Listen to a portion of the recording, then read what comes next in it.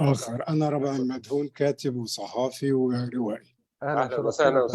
أهلا بكم جميعا، وأغلبكم يعني بعضكم صديق وبعضكم معرفة والكل يعرف الكل. أهلا وسهلا. أنا الحقيقة لدخولنا في الساعة الثالثة سأحاول الاختصار ما أمكن جدا وأدخل مباشرة للنص اللي كنت أنا حضرته بشكل سريع جدا لا يتجاوز 300 كلمة.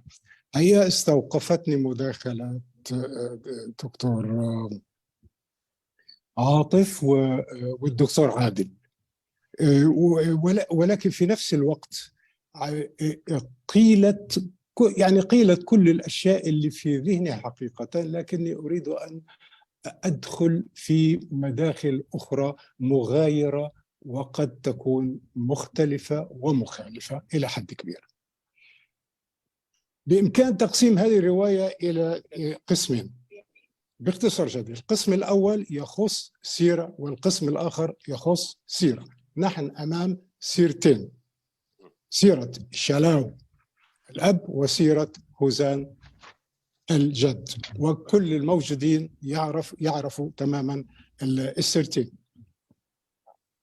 في السيرة الأولى أو ما أسميه الجزء الأول، شلاو المقاتل في صفوف، نتابع حياة شلاو المقاتل في صفوف البشمركة لنعيش بعض تجربة جمهورية أباد الكردية في أربعينات القرن الماضي التي تنتهي إلى الفشل، ليبدأ شتات كردي جديد نتابعه في ارتحال شلاو وحزبه وقادته إلى طشقند الاتحاد السوفيتي السابق قبل العودة إلى العراق لمواجهة مرحلة أخرى من الصراع العراقي الكردي ثم الكردي الذي ينتهي به إلى دمشق خارجا من الأحزاب والأيديولوجيا وكل ما يتعلق بها، ليموت مصادفة في تفجير إرهابي في دمشق.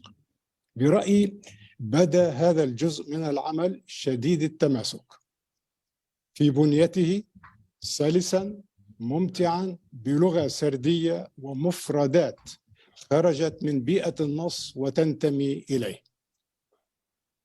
كان هذا القسم جريئا، وكان الراوي جريئا إلى أبعد الحدود في نقده للتجربة الحزبية انطلاقا من تجربة الحزب الديمقراطي الكردستاني في مراحل مختلفة، بدءا من جمهورية أباد إلى عهد عبد الكريم قاسم، انتهاء بحكم الأسدين في سوريا التي انتهت بمقتل شلاو نفسه نتيجة عمل إرهابي. غير أن السرد لا يحافظ على تماسكه بهذا القدر في القسم الثاني، نعم، ولا التشويق كما شهدناه بهذا العمق في القسم الأول.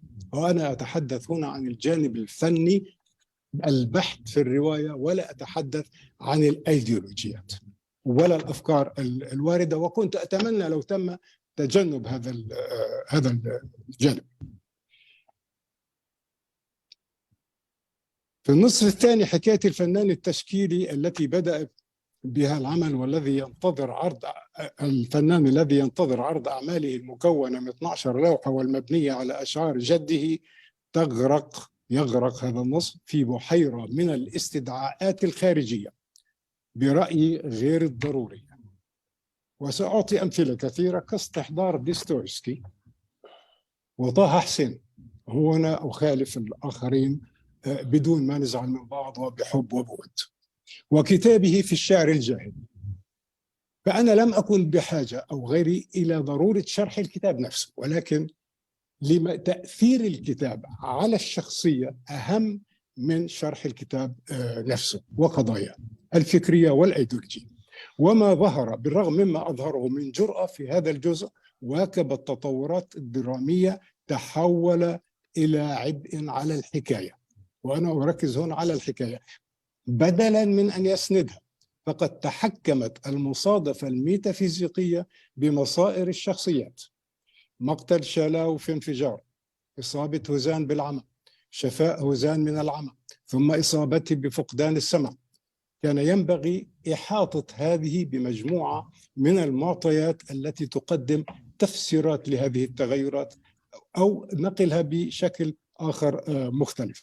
وقد غرق النص برأيي في سلسلة من مناقشات دينية وفلسفية وسيكولوجية بلغت ذروتها خلال جلسات العلاج النفسي.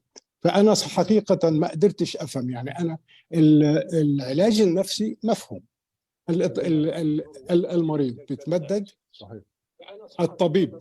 الطبيب يسمع الحكاية سواء بدأها من الهامش أم الوسط، بس التقليد وأنا جربته يبدأ من الهامش وصولا إلى البؤرة التي تكشف عن الأزمة الحقيقية والتي تؤدي إلى انهيار البطل في الغالب كما حصل معي، ويخرج في البكاء ليكتشف الطبيب جوهر أزمته. هنا كان البديل لهذا هو الكلام عن عجز العلم عن كشف هذه المسألة، وأنا لا أخالف هذا، قد يجوز ذلك، ولكني لم أفهم تحول الطبيب والمعالج هوزان إلى شخصيتين فلسفيتين يغرقان في نقاش طويل. كان يعني برأيي أنه لو كان انعكاس القضايا التي تثقف بها على هذه الشخصيات كان سيكون أكثر جدوى لي كقارئ من القضايا نفسها ومناقشتها فكريا. وهنا أشير إلى ما أشار الآخرون، القضايا شديدة الأهمية، جريئة، نحتاج إلى الغوص فيها، نحتاج إلى هدمها، نحتاج إلى تفكيكها، ولكن سؤالي هو ما هي القيمة الجمالية اللي أضفتها على النص؟ ما هي جدواها الفنية؟ هذه هي الأسئلة التي كنت أريد أن أطرحها. باختصار شديد، برأيي أن هوشينغ أوسي قدم رواية جميلة وفق في اختيار عنوانها، وقدم جانبا مهما لتاريخ الأكراد كان من الممكن أن يكون أوديسا كردية. وأنا يعني أصابتني التجربة يعني لمستني بصورة شخصية، لأنها تجربة كل الأحزاب اليسارية سواء في العالم أو حتى تجربتنا الفلسطينية وحتى تجربتي أنا الشخصية، لذلك أحببتها من هذا الجانب. وقد أوفق في اختيار العنوان وعرفنا على الكثير من تفاصيل شتات الأكراد التراجيدي، كما برع في سرد حكايته الرئيسية ودعمها دراميا بعدد من الحكايات الفرعية الجميلة والمحبكة أصلا المحبكة تماما. تقريبا هذه هي ملاحظاتي الأساسية، وأشكركم كثيرا. شكرا جزيلا أستاذ ربعي. أنا أتفق مع الأستاذ ربعي فعلا، فما زلت مصرا أن الإغراق في الجزء الثاني في السردية أغرق الكاتب في السردية الفلسفية التي تسيطر على جميع شخوص الرواية في الجزء الثاني دون فواصل وصفية. نعم. ربما ذلك فيه إطناب شديد، وربما عطل السرد بالنسبة لي أنا، وكان عبئا على السردية الروائية. وجدت أن الجزء الثاني كان ربما دون أي فواصل حوارية روائية تشعرني أن أنا فكرية في عمق الرواية فكرية أيديولوجية.